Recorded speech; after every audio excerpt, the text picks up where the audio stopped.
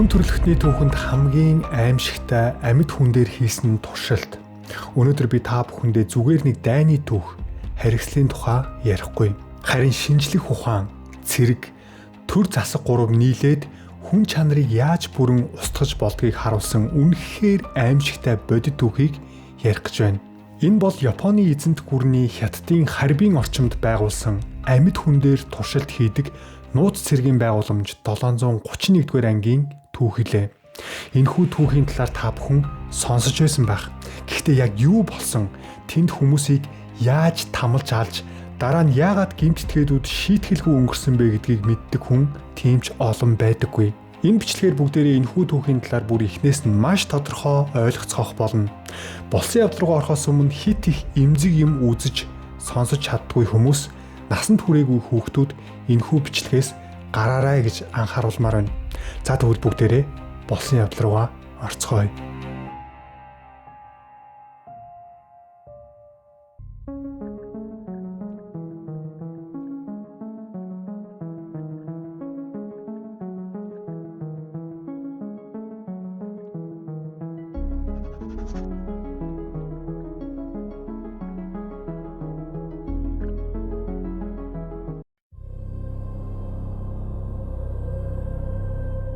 (1892) онд Японд нэгэн хүү төржээ.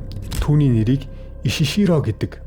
Тэрээр баян чинээлэг айлд өссөн, онц сурдаг, толгой сайтай хүүхэд байсан. Кётогийн эзэнт хааны их сургуулийн ангаахын ангийг төгссөн тэрээр тухайн үеийн Японы элит давхаргын төлөөлөл байлаа. Тухайн үеийн Япон цэргийн хит туйлширсан үзэл сурталд гүн авцсан тэрээр улсын хүч чадал бол цэргийн хүч, шинжлэх ухаан гэдэг нь дайнд ялах хэрэгсэл. Харин эмч эрдэмтэн гэдэг нь хүнийг эмчлэх аврах бус эзэнт гүрэндээ ашиг өгөх зэвсэг гэж бүрэн итгэжээ. Ишиширо ангаахт сурч байхдаа нян судлал, халдвар судлал, эмгэг судлалд онцгой сонирхолтой байсан. Гэхдээ тэр өвчтнийг эдгэж, өвчнийг эмчлэхээс илүү зэвсэг болгох тухай бодож эхэлжээ. Дэлхийн 1-р дайны дараа дэлхийн нийт химийн зэвсэг ямар аимшигтай хор уршигтайг нүдэрээ харцгаасан. Харин Ишиширогийн бодол өөр зүйлийг бодож байлаа. Ирээдүйн хамгийн хүчтэй зэвсэг бол нян, өвчин, биологийн зэвсэг гэсэн бодолтой бүрэн автаж мянган хүний амийг залгисан 731-р ангийг бий болгожээ.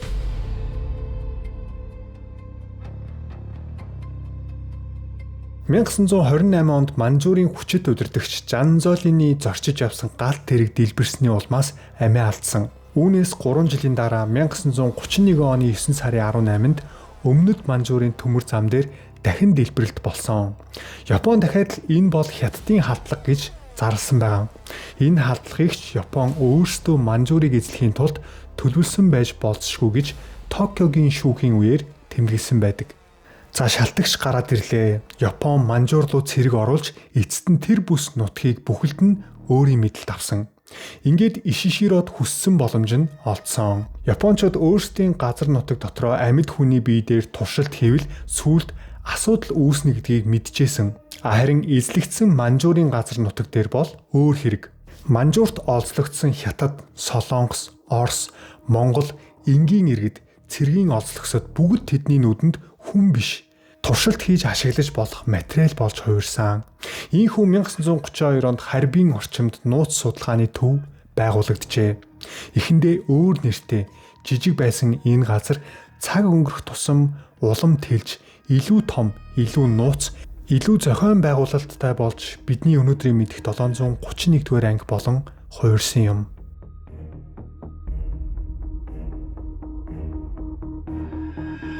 Энэхүү төвийг гаднаас нь харуул усаар хангаж өвчнөөс сэргийлэх эрүүл ахуйн судалгаа хийдэг цэргийн анги мэт харагдана. Гэвч үнэндээ энэ бол амьд хүмүүс дээр туршилт хийдэг үйлдвэр байсан. Цэрэг, эмч, судлаач гээд 3000 орчим ажилтнтай. Судалгааны давхар, халдвар шинжилгээний өрөө, халдвар олшруулах лаборатори, туршилт хийх давхар гээд маш олон тасгийг системтэйгээр хуваарлсан. Нэг тасаг нь тахал, холера, гидсний халдвар, бом, цусан суулга зэрэг нян судална. Нөгөө тасаг нь тэр нянга бөөнөр нь үйлдвэрлэнэ. Өөр нэг тасаг нь гаргаж авсан бодис эсээ хүний биед яаж хэрэглэвэл илүү хурдан халдварлахыг туршдаг. Түүнчлэн бөмбөгөөр цацах, халдвартай бүрэг ашиглах, хоол усанд хийж тараах, эсвэл тариагаар халдаах зэрэг аргыг туршдаг байжээ. 731-р ангид олзлогдсон туршилтын хүмүүсийг марута гэж нэрлэдэг байсан. Энэ нь Япон хэлээр мод, дүнз, гуайлан гэсэн утгатай үг. Хүнийг хүн гэж харахгүй зүгээр л нэг материал бараа хэрэгсэл гэж боддог. 731-р ангид олзлогдсон хүмүүсийн дийлийнх нь хятадууд байсан. Бас манжуурт амьдарч байсан солонгосчууд, орсууд, монголчууд, дайнд олзлогдсон өөр улсын цэргүүд, энгийн иргэд, бүр хүүхэд, няраа, жирэмсэн эмэгтэйчүүд гээд хамгийн багадаа 3000 орчим хүн энэ аимшиг туршилтанд орсон нь судалгаагаар гарч ирсэн. Энэ бол ердөө үлдэж хоцорсон баримтад тулгуурласан хамгийн бага тоо. Бодит хохирогчид үүнээс хэд дахин олон байх магадлалтай. Энэ туршилтад орсон хүмүүсээс амьд үлдсэн хүн бараг байгаагүй. 731-р ангийн хамгийн гол зорилго нь өвчин үүсгэж түүнийг зэвсэг болгох. Тиймээс эрүүл хүмүүсийг барьж аваад биед нь тахлын нян, холера, балнаад, цусан суулга, боом, салхин цэцэг, янз бүрийн халдварт өвчний нян тарьдаг байсан. Тэгээд эмчилгээ хийхгүй зүгээр л ажиглана. Халдвар авсан хүмүүс хэдэн цагийн дараа халуурч байна.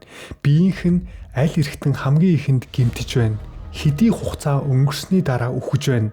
Амьд хүний өвдөлтийг, таталтыг, халууралт, дотор эрхтнийг гэмтэлгээд үхлийн туршилтын өгөгдөл болгож байсан. Тэдний олонхийг нь үхтэл нь хүлээдэггүй. Амьд байхад нь биеийг нь задлж туршилтынхаа үр дүнг хардаг. Хэрвээ үхчихвэл цогцсон муудаж ням бактери дотор эрхтэнд яаж нөлөөснийг тодорхой мэдэх боломжгүй гэж үзсэн.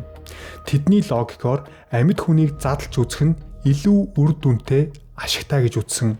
Хүний хөвлийн цээжийг амьдаар нь задлж уушиг, элэг, гэдэс, бөөрийг нь гаргаж ням бактери өвчин дотор нь яаж ажиллаж байгааг тэмдэглэж үлдээжээ. Туршилтын хүмүүст насны хязгаар гэж байгаагүй. Насанд хүрсэн эрэгтэй, эмэгтэй, бага насны хүүхэд бүр дөнгөж төрсөн 3 хоногтой няраа хүртэл туршилтын объект болж байжээ. Жирэмсэн эмэгтэйчүүдэд халдвар тарааж өвчин урагт яаж нөлөөлөхийг ажиглана. Ээжд нь ямар шинж тэмдэг илэрч байна. Хэр хугацаа өнгөрсний дараа урагт нөлөөлж байна. Хүүхэд нь амьд төрж байна уу эсвэл хэвлий дотроо эндэж байна уу? Энэ бүхнийг судалдаг байсан. Энэ бол тулаан биш. Энэ бол хоёр улсын мөргөлдөөнч биш. Харин биеэ хамгаалах чадваргүй хүмүүст хийсэн төлөвлөгөөтэй яргалал байсан. Тэд зөвхөн халдвар судлаагүй. Тэдний сониуч занд хязгаар байсангүй. Амьд хүмүүсийн гар хөлийг тайрч цус алдахыг хэмжинэ. Хэр хэмжээний цус алдвал хүн үхэх вэ гэдгийг тэмдэглэдэг. Тайрсан мөчийг нь эсрэг талд нь залгаж ойдог. Хоёр гарыг нь тайраад сольж ойно. Хөлийг нь тайраад гартаа нь, гарыг нь тайраад хөлтөө нь холбож ойдог. Дотор эрхтэнг нь нэг нэгээр нь гаргаж хайдаг. Хүн гидсгүй хэр удаан амьдарч байна. Уушгийг нь авчихвал амьсгалж чадж байна уу? Илгийг нь тайруул биед нь яаж нөлөөлж байна?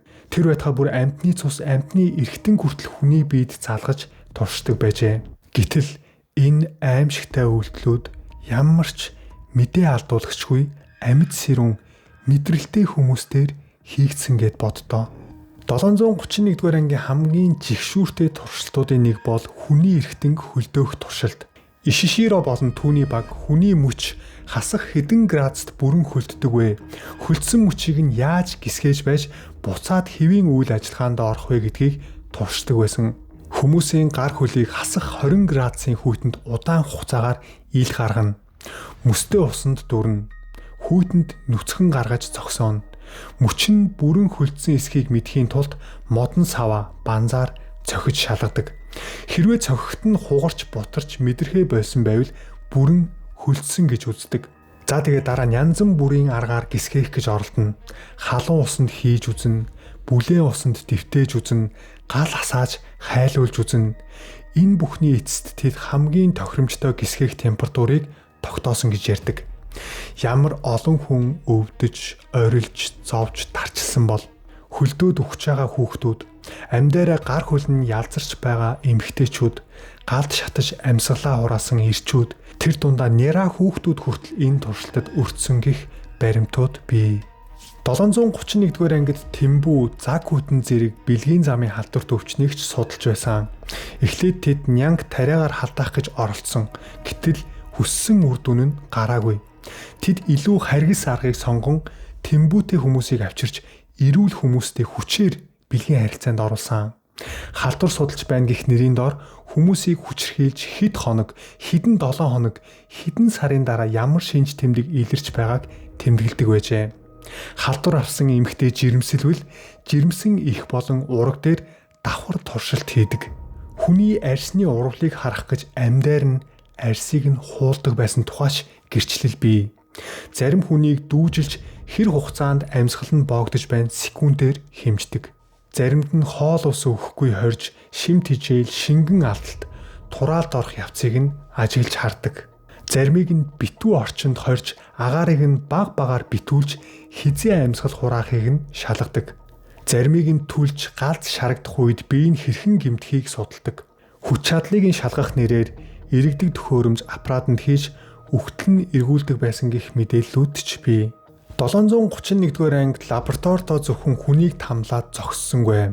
Тэдний зорилго нь эцсийн дүндээ дайнд ашиглах зэвсэг бүтээх байсан. Тиймээс олзлогсдыг баг нь шонд хүлж байгаад шин буу, сум, бөмбөгийн нөлөөг туршина. Нэмгэн хувцастай байхад нь сум хүний бие рүү хэр гүнзгий орж байна шалгадаг. Харин өвлийн зузаан хувцастай байхад хэр гүн нэвтэрж байна бас шалгадаг.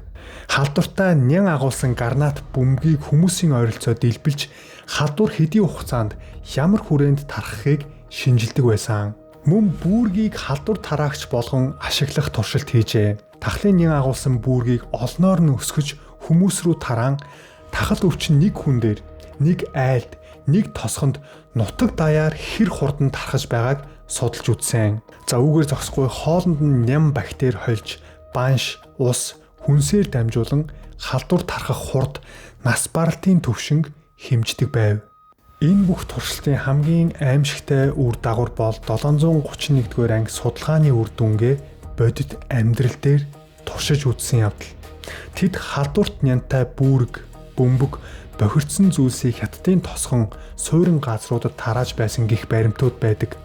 1940 онд хятадын зарим бүс нутагт тахал өвчин маш ихээр гарсан нь 731-р ангийн хийсэн биологийн дайралттай холбоотой гэж үздэг. Тэд лабораторид хэдэн мянган хүн дээр туршаа зогсохгүй бүхэл бүтэн тосгоныг туршилтын талбар болгосон. Тухайн үед амиа алдсан хүмүүсийн тоо зөвхөн 731-р ангид олзлогдсон маруутаагаар хязгаарлагдахгүй. Тэдний хийсэн нянгийн туршилтад өртсөн энгийн иргэд, тосгоны оршин суугчид, хүүхэд, ахмадууд гээд хэдэн саяараа хохирсон гэх яриач бий. Та бүхэн бодоод үзтээ. Судалгаагаар гарсан баримттай үлдсэн хүний тоол 3000. Энэ олон хүмүүсийн аимшигтай туршилтанд амьдаараа ямар ч мэдээ алдуулагчгүй мэдрэл нь мэдэрч байхдаа яргалуулсан. 1941 оны 12 сарын 7-нд Япон Пёрл Харбор дахь Америкийн цэргийн бааз руу гинтийн дайралт хийснээр Америкийн нэгдсэн улс дэлхийн 2 дугаар дайнд шууд оролцох болсон. Тэр цагаас хойш номхон далайд асар ширүүн дайн өрнөж 1945 онд Японы хүч суларч ялагдах хэмжээнд хүрсэн байлаа. Гэхдээ Японы цэргийн удирдлагууд бууж өгөхгүй их газраасаа эцсээ хүртэл тулалдана гэсэн байр суурьтай байсан. Харин Америкийн нэгдсэн улсын хувьд Японы үндсэн арлууд руу шууд товтлох нь асар их хохирол дагуулах аюултай байв. Окинава, Ивожима зэрэг тулаанууд дээр Япон ямар аимшигтай эсэргүүцэл үзүүлж чадна гэдгээ Америкт аль хэдийн харуулж чадсан байсан. Тиймээс дайныг нэг мөр хурдан дуусгахын тулд Америкийн нэгдсэн улс атомын бөмбөг ашиглахаар шийджээ. Ингээд 1945 оны 8 сарын 6-нд Хирошимад, 8 сарын 9-нд Нагасакид атомын бөмбөг хайсан. Атомын бөмбөгийн улмаас тухайн мөчид асар олон хүн амь үрэгдээ зогсохгүй амьд үлдсэн хүмүүс ч цацрагийн хор, түлэгдэлт, өвчний улмаас дараагийн өдрүүдэд олноороо нас барсаар байлаа. Түүнчлэн 8 сарын 8-нд зөвлөлт холбоот улс Японд дайн зарлаж Манжуур руу цэрэг оруулснаар Япон бүрэн шахагдсан. Ингээд Япон эцэст нь бууж өгөхөөс өөр аргагүй болсон юм.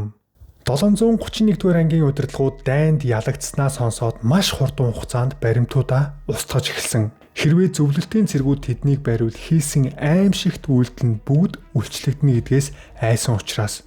Тиймээс тэд төв лаборатори тоног төхөөрөмжөд илбэлж баримт бичгээ шатааж нотлох баримтуудыг устгаж эхэлжээ. Гэрчүүлдэж болохгүй учраас тэд амьд үлдсэн туршилтын хүмүүсийг бүгдийг нь устгасан гэх баримтууд бий. Дайн дууссаны дараа Японы дайны гэмт хэрэгтнүүдийг шүүхээр Токиогийн олон улсын цэргийн шүүх эхэлсэн. Олон Япон удирдагч Аз зэрэглэлийн дайны гэмт хэрэгтэн гэж яллагдсан. Гэхдээ энд асар том зөрчил байсан. Нэгт Японы эзэн хаан Шова буюу Хирохито шүүхийн өмнө очоогүй. Тухайн үеийн Америкийн ерөнхий командлагч Дуглас Макартур Японыг тогтвортой удирдахын тулд эзэн хааныг үлдээх нь ашигтай гэж үзсэн. Шүүхээс илүү улс төрийг сонгосон гэсэн үг. Ийхүү Японы эзэн хаан бурханлаг статусаасаа бууж бэлэг тэмдгийн хаан болж үлдсэн ч дайны гол хариуцлагаас мултарсан. Хоёрт Нанжингийн их ядлага, Манжурийн эзлэн түрэмгийлэл гих дайралтуудад гүн холбоотой хүмүүсийн зарим нь бүрэн хариуцлага хүлээгээгүй. 3-т 731-р ангийн хэрэг үнэн зөвөөр шүүгдээгүй. Учир нь Америк энэ бүхнийг зүгээр нэг дайны гэмт хэрэг гэж хараагүй. Харин амьд хүмүүстээр хийсэн асар их туршилтын мэдээлэл гэж харсан. Тиймээс гэмт хэрэгтнүүдийг шийтгэхээсээ илүү тэдний гар дээр байсан мэдээллийг авахыг илүүд үзсэн байгаа. Америкийн талаас Ишиширо болон 731-р ангийн хүмүүсээс судалгааны өгөгдөл тайлан туршилтын үр дүнг авахыг хүсжээ. Та нарын хийсэн үйлдэл бол үнэхээр байж бошгүй аимшигтай гэмт хэрэг. Гэхдээ бидэнд тэр мэдээлэл чинь хэрэгтэй байна. Ийхүү шүүхээс хамгаалах, ялгүй үлдээх, зарим тохиолдолд бүр мөнгө өгч тохироо хийгдсэн гих баримтууд гарч ирсэн. Ишиширог дайны дараа бүрэн яллаж олон улсын шүүхээр хүнд ял оноохын оронд түүний өгсөн мэдээллийг авч түүнийг тайван амьдрах боломжтой үлдээсэн. Зарим их сурвалжид Ишиширод мөнгө өгч 731-р ангид ажиллаж байсан зарим хүмүүсийг Америкийн тал өөрийн биологийн зэвсгийн судалгаанд зөвлөхөөр ажилуулсан гэх мэдээлэлч байдаг. Харин зөвлөлт холбоот улс 731-р ангитай холбоотой зарим хүмүүсийг баривчилж 1949 оны 12 сард Хабаровскийн шүүхээр яллаж байжээ. Энэ шүүхээр зарим нэг цэргийн удирдагч Нян өвчин агуулсан зэвсгийн судалгаанд оролцсон хүмүүс буруутгагдсан. Гэхдээ гол тарих болсон олон хүн, ялангуяа Ишиширо болон түүний ойрын хүрээ Америкийн хамгаалалт улс төрийн тохирооноос болж үүрэх ёстой ялаас мултарч шийтгэл аваагүй. Ингээд 731-р ангийн тухай үнэн дэлхийн түвшинд Нюрнбергийн шүүх шиг тод хүчтэйгээр үлдэж чадалгүй олон 10 жил бүдэг хിവэр үлдсэн. 1949 онд зөвлөлт холбоот улсын Хабаровск хотод болсон дайны гэмт хэргийн шүүхийн материалыг 1950 онд сонин сэтгүүлд хэвлэн нийтэлснээр 731-р ангийн тухай анхны том хэмжээний албан ёсны баримтууд олон нийтэд хүрсэн юм. Тухайн үед хүйтэн дайн эхэлж байсан учраас барууны орнууд, ялангуяа Америк, Хабаровскийн шүүхийн материалыг зөвлөлтийн суртал ухуулга гэж үл ойшоо хандлагатай байлаа. Өөрөөр хэлбэл 731-р ангийн тухай үнэн маш тодорхой ил болсон боловч үнэн зөвийг дэлхийн нийт хүлээж авах боломжгүй байсан нь хэрэг олон 10 жил бүдэг үлдэхэд нөлөөлсөн. Америкийн тал дайны дараа 731-р ангийн талаар асар их мэдээлэл цуглуулж чадсан.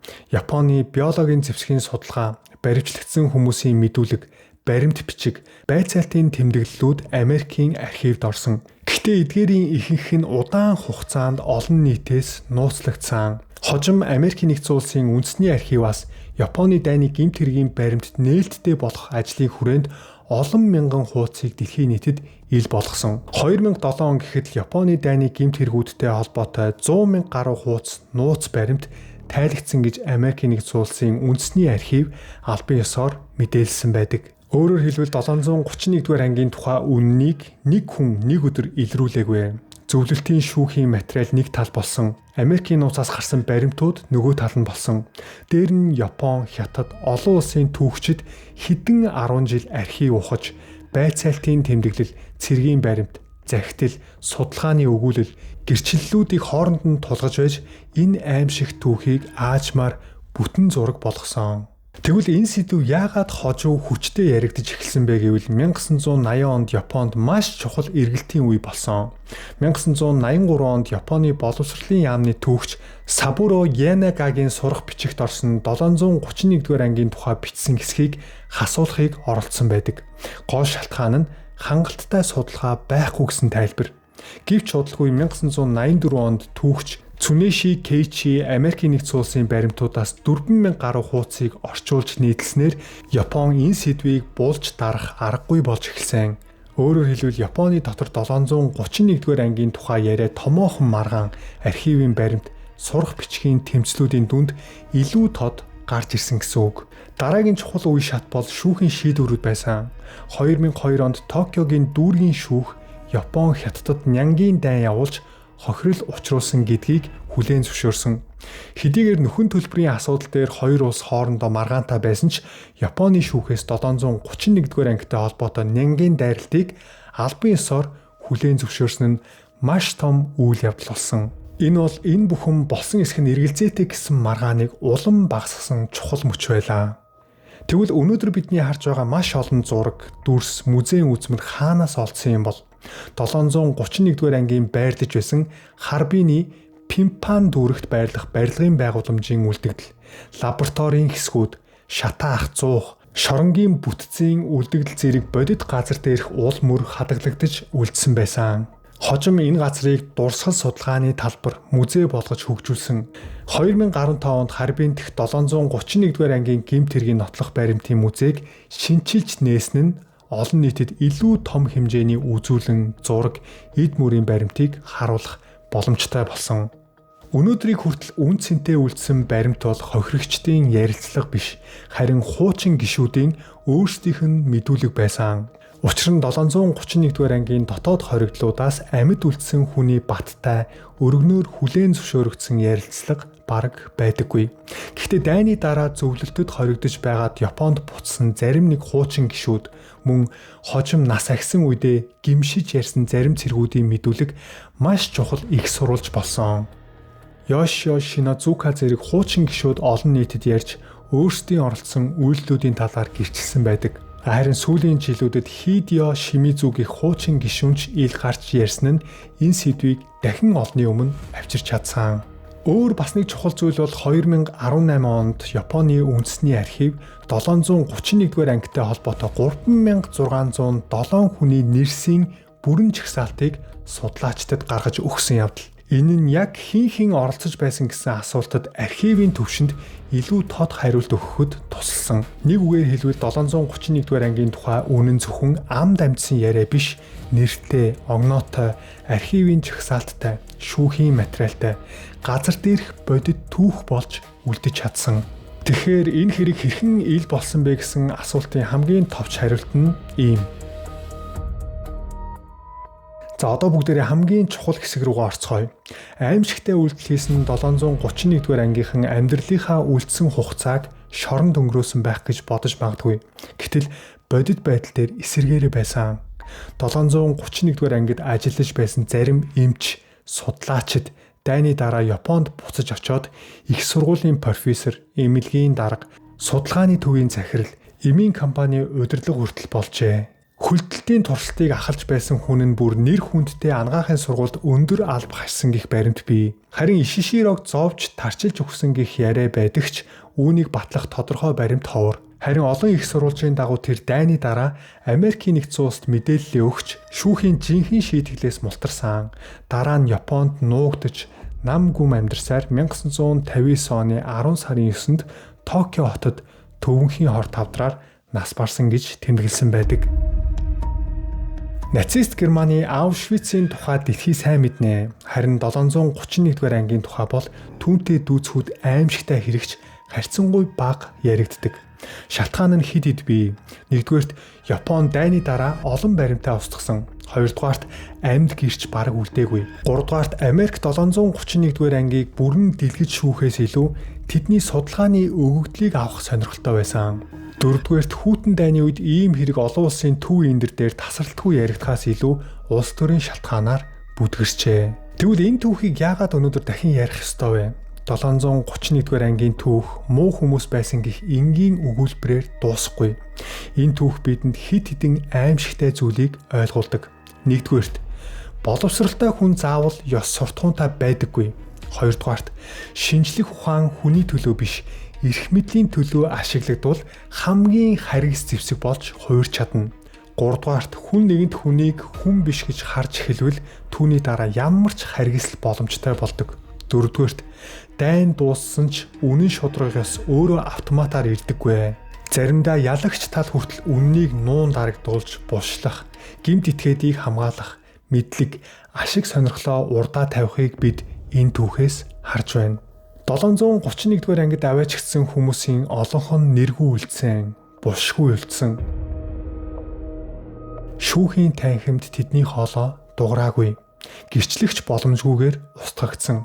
Тэд эмчдээр очоогүй, эрдэмтэн дээр ч очоогүй. Харин хүний дүртэй ярахчдын гарт орсон. Тэнд хэн нэгэн өвчнөө эмчлүүлэх гэж биш, зүгээр л олзлогдсондоо, колончлогдсондоо, сул дорой байсандаа лабораторийн ширээн дээр гарсан. Түүхээ мартсан улсад ирээдүй гэж үгүй. Түүхээ умартсан газар зовлон гуйныг дахин давтагддаг. Өнгөрснийг сөхөх бүрд зүр хөвддөг, уур хүрдэг. Заримдаа ийм юм үнэхээр болсон юм уу гэд итгэмээргүй санагддаг. Гэхдээ яг тийм учраас бид энэ тухай ярих ёстой. Яагад гэвэл энэ бол зүгээр нэг өнгөрсөн үеийн харанхуй дурсамж биш шүү. Энэ бол хүн чанараа алдсан, зөвхөн өөрийнхөө хар амийг хичээсэн төр, сохор үзэл суртал, хяналтгүй эрх мэдэл гурав нийлвэл хүн төрлөختөнд ямар аимшигтай зүйл хийж чаддгийг харуулсан бодит анхааруулга юм. 731-р ангийн хохирогчдын олонх нь нэргүй үлдсэн, дуу хоолой нь дарагдсан. Амьд үлдэж үннээ хийх боломж ч тэдэнд байгаагүй. Тиймээс өнөөдөр бидний ярьж байгаа энэ үгс тэдний өмнөөс хэлж байгаа үнэн юм. Бид тэднийг өрөвдөх биш, тэднийг мартахгүй гэж энэ түүхийг санах ёстой. Бид уурлаж, бухимдаж, эвгүүцэхтэй гол нь биш. Дахиж ийм зүйл бүү давтагтаасаа гэж болгоомжилж, аль нь зөв, аль нь буруу вэ гэдгийг ялгаж салгах ухамсартай, ухаантай, хэрсүү үндэстэн гэдгээ мартаж, умартаж болохгүй шүү.